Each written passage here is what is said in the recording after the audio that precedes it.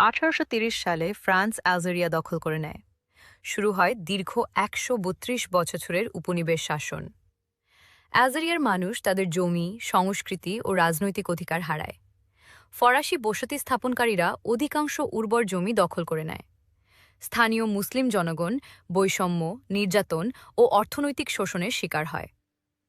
1954 সালের 1 November national liberation front সশস্ত্র সংগ্রাম শুরু করে, যা টুসেন রুজ নামে পরিচিত। শুরু হয় আলজেরিয়ান স্বাধীনতা যুদ্ধ।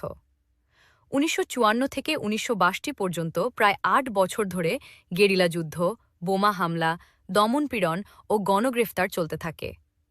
আলজেরিয়ার লাখো মানুষ নিহত ও বাস্তুচ্যুত হয়।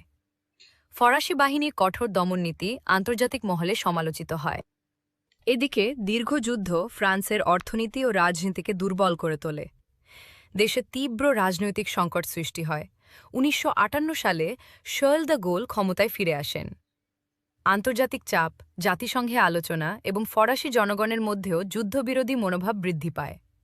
অবশেষে 1962 সালের মার্চে এভিয়ান চুক্তি স্বাক্ষরিত হয়, যার মাধ্যমে গণভোটে আলজেরিয়ার স্বাধীনতা নিশ্চিত হয়।